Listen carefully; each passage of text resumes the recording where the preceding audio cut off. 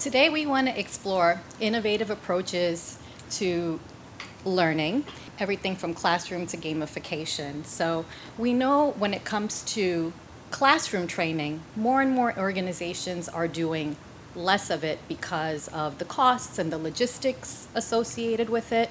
But classroom training remains an important and necessary part of the learning strategy because of the benefits it brings and the importance it is to the overall learning gain. So we're going to start by asking our panelists, how can we approach classroom training so that we make sure that is effective and that everyone is getting their return on investment? TJ, tell us how we can approach classroom training so that it is most effective. Well, first, I'm really glad to be here and honored to be with my two colleagues here. We've been talking beforehand, and I think you're going to enjoy this conversation. I don't want to seem too elementary about this, but it really depends upon what you want to get out of a particular experience, whether it's training or some other form of educational experience there. And so for me, I'm always asking my folks or the people within the organization who come to us and say, oh, we think we need training for this, to talk to me about performance and talk to me what's the value that's going to be created if somebody performs there. So I'm going to go back to something that I've said many times there. I don't want to choose any how, including classroom training, until I understand what. I want to understand what's the gap between the way you think things need to be and that you've demonstrated they really need to be there and what's currently going on in terms of performance.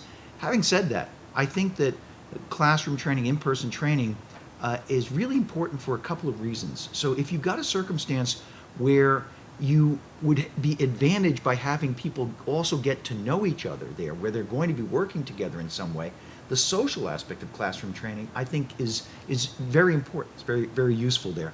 I came across a quote recently from Gavin Oates at Learning Tree, who said, businesses prosper when people are happy and engaged. And if you've got a classroom training that sends people out having had fun with that, having laughed a bit at that there, that has a benefit that goes beyond whatever instructional objective has been met within that. So we employ classroom training when we think that there's that social element that's necessary there, and when we think the kind of practice that needs to be done in order to get the learning achieved there is best going to be achieved by actually having people in the same place at the same time with an instructor. Dennis? I agree with him. Yeah, ditto. Done. Yeah. Next question. Good answer, yeah. Well, I'm fortunate because the bank that I work for still believes that classroom training is the best way to train. All right, so I don't have that obstacle. Although we're challenged with, well, how many classes can we have and still have people reach their goals? So we have to be mindful that, okay, we can't take people out once a week for 52 weeks. So we look at what is the foundation of success in that position. And so if they're in technology, well, that's a different approach. Maybe I could use technical training like live online or e-learning because the information they need, and I don't need to motivate them, I just need to educate them. But if I have salespeople on the front line, you're not creating a salesperson with online training. They need a shared experience. They need to sit with people. They need to say, I'm having a problem. How do you deal with a customer like this? And so my goal is to get people to think like a winner. And so the shared experience with people sitting in a room is how they start to create that foundation of thinking like a winner and then creating students. And so once I create a student, then online learning works because they go on air and they want the information. But if I put someone in online learning and they're not a student to success, well, they're going to the bathroom during online training, or they're not paying attention, or they're picking gum off their shoes, but they're not paying attention. So I just wasted $52. Oh, that's cheap, that's inexpensive. No, you just wasted $52 on that online training course. I would rather put them in a classroom. So we have a lot of success putting people in a classroom. So I think that it really depends on what it is that you need to train and the social shared impact of having people learn that together. and know that while I'm in the same boat, I feel this. I have other people feel the same way. We spend a lot of time on feelings. Happy and feelings are words that we use in our organization all the time.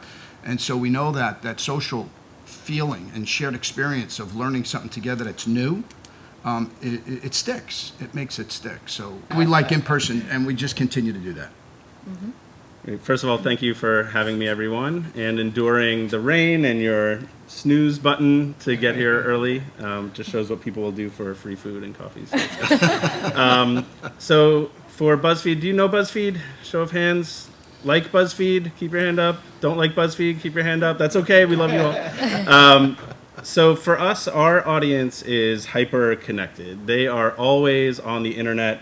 Any idle time they have, they're going away from their computer, they're picking up this thing. And our philosophy is that we need to break them out of that technological haze that they're in to have those real conversations. I think the theme that I'm hearing that I completely agree with is that social aspect of it. And BuzzFeed is very much a social media company. So we carry on that philosophy to our training and development. And it's breaking people out of that haze to have those real life conversations. Our management training also is ongoing things. So we do 2 half-day programs. We never want time to be an excuse for people. Like, I just don't have time. And that's our longest program, right? After that, we do lots of reinforcement. We have meetups, half-hour meetups. We just had one on leading remotely. So what are the technological challenges that you have? Or to show empathy when you're having just a remote Blue Jeans meeting or something with somebody in the UK, because we're all remote, right? We're remote to the UK. And I think we get a New York-centric mindset too often. And so just having lots of opportunities. I think our team, it's a small team, but we had over 500 in-person opportunities for just our team in New York last year. And we're creating lots of opportunities for people that are relevant, short, and genuine. There's no jargon. We don't use terms like boil the ocean or things like that at BuzzFeed. We speak the language of our audience, and because of that, more people actually show up than sign up for our offerings, which is the opposite of anything I've ever experienced before. So it's really rewarding in that aspect. So it just shows that the social aspect, the conversation, is something people really want to do and get a lot of value out of.